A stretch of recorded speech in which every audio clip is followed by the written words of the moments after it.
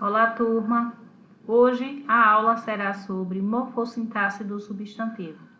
Não pode esquecer que morfologia é relacionada à classe gramatical e sintaxe é justamente o termo que é utilizado indicando sua função. Lembrando que nós temos várias funções sintáticas, que nesse caso será o substantivo que irá exercer. Vamos agora perceber como é que é analisada toda e qualquer função sintática direcionada ao substantivo. Como vocês sabem, o substantivo em geral exerce várias funções e que, na verdade, estarão ligadas ao verbo. Pode ser núcleo do sujeito, pode também ser utilizado como núcleos dos complementos verbais, sendo ele objeto direto ou indireto, núcleo do agente da passiva, núcleo do complemento nominal, núcleo do aposto, de um predicativo do sujeito, de um objeto, lembrando que esse objeto está justamente relacionado ao complemento verbal, núcleo de um vocativo, e assim também os núcleos de adjuntos, tanto adnominais quanto adverbiais. Lembrem sempre que cada função dessa vai ser exercida única e exclusivamente pelo substantivo, que é a classe gramatical que nós estamos focando no momento. Observe agora como é cada função que foi dita de acordo com a sua especificidade.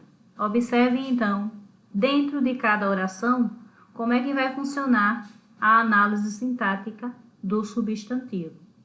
Quando funcionar como um sujeito, vocês vão perceber que é justamente o núcleo.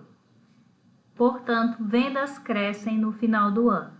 Observe que o termo destacado é justamente o substantivo gramaticalmente, exercendo a função sintática de sujeito da frase, porque é a ele no qual está direcionado a ação, que seria, no caso, relacionada ao verbo.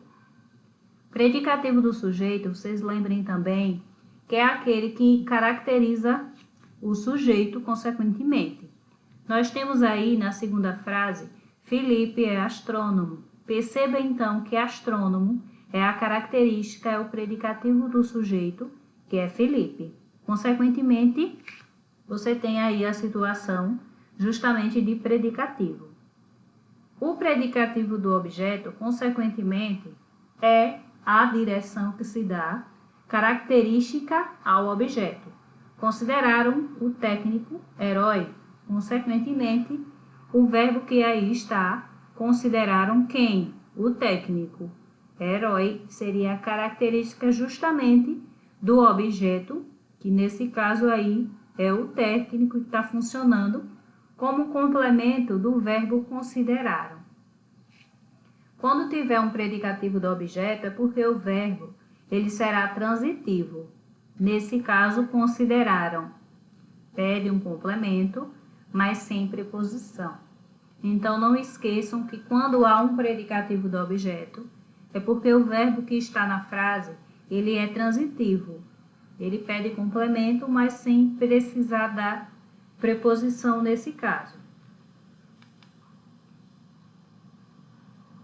Quando nós tivermos o objeto direto em si, você vai perceber que o substantivo está ligado a esse complemento do verbo, sem preposição, porque ele é direto. No mês passado, compraram livros.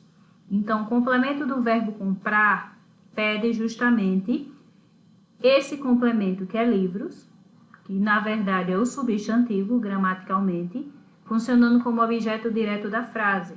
Perceba também que não tem preposição aí exigida pelo verbo compraram. Quando funciona como objeto indireto, vocês vão perceber a diferença, porque vai haver a preposição. Observem aí que acreditam em Deus. Então, a preposição em é exigida pelo verbo acreditam. Consequentemente, essa preposição está ligada ao verbo porque é exigido por ele. Portanto, em Deus, funciona como objeto indireto. Já o complemento nominal, vocês não podem esquecer. O complemento nominal, ele vai ficar distante do sujeito, consequentemente, é só para complementá-lo.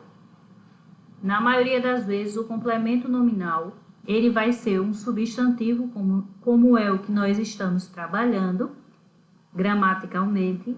Sintaticamente, vai exercer essa função porque ele vai estar ligado também por meio de uma preposição. Só que o complemento dele estará relacionado ao substantivo. Nesse caso, tinham sede de justiça. Justiça está ligada ao substantivo sede e não ao verbo. Se fosse ao verbo, seria o objeto direto, mas aí você teria grifado, nesse caso, sede, que é outro substantivo. Mas a intenção aqui é representar o que está em destaque como um complemento nominal, porque completa o sentido do substantivo e não do verbo. Observem agora as outras 3 funções que ainda estão sendo utilizadas no contexto. O agente da passiva, ele aparece no final da frase, é ligado por preposição, e para que haja o agente da passiva é preciso ter uma locução verbal na frase. Então, a frase que aí está, vocês vão perceber justamente isso. A praia foi tomada por turistas. Foi tomada é a locução verbal. Por turistas é justamente o agente da passiva, porque quem agiu para que a praia fosse tomada foram os turistas. Por isso que nesse caso eu tenho um agente e não um objeto indireto. Então vocês precisam observar esses detalhes. O objeto indireto, como foi visto antes, ele precisa de um verbo que exige preposição, mas não tem que ter locução verbal. A locução verbal vai aparecer no agente da passiva. Note esse detalhe, porque nós temos aí foi tomada, que é uma locução verbal, verbo auxiliar, conjugado, concordando com praia, e tomada, que é no caso o verbo em uma das formas nominais, que aí está no particípio. A função de aposto, vocês vão perceber que tem a pontuação que aparece com frequência, que geralmente é entre vírgulas, pode surgir travessões, os 2 pontos, então o aposto ele pode surgir com essas pontuações.